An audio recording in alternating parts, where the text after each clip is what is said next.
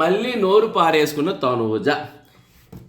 ఏమేమి అన్నానంటే అంటారండి, పోరా అనొచ్చా అండి, ఆపేస్ అనొచ్చండి, ఆగమ్మా అనొచ్చండి, కూర్చో అనొచ్చండి, రా అనొచ్చండి.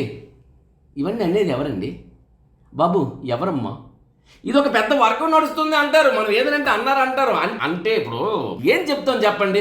సరే ఏమన్నాం, తనూజ చాలా పద్ధతిగా మాట్లాడుతుంది, ఎవరిని ఏమందు అనమంటారా? మరి అలా అని ఒక వీడియో తీసినా సరే అందులో కూడా అపార్థాలు చేసుకొని కింద కామెంట్లు ఇస్తున్నారే.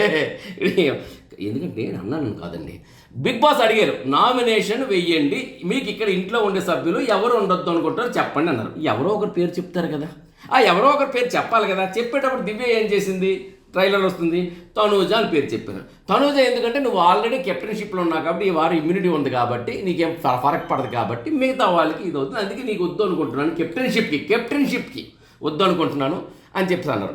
నామినేషన్ అన్నట్టున్నాను కెప్టెన్షిప్కి ఎవరికి ఈ వారం వద్దు అనుకోవాలనుకుంటున్నారో వాళ్ళ పేరు చెప్పండి అన్నారు. రాచరంబోలా జరిగిపోయిందండి. సరే నేను ఒక్కదానే కనిపిస్తున్నానా అని అందామె. నువ్వు ఒక్కదానే కనిపిస్తానే, మిగతా వాళ్ళ పేరు చెప్తే మిగతా వాళ్ళు అంటే ఆమె మనసులో ఏముందో చెప్పనివ్వండి, చెప్పింది, ఇట్స్ ఎనఫ్, ఓకే.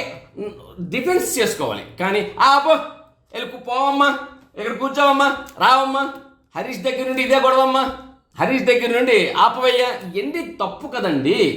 ఆమెకి మనం అంటే మీకు కోపం వస్తుంది పిఆర్లకి, మరి ఆమె ఎవరెవరికి అంటుంది కదా. నేను ఇక్కడ ఆమెకి ఎగ్నిస్ట్ కాదు, 100% ఎగ్నిస్ట్ కాదు, ఆమె గెలవాలనే మా ఉద్దేశం.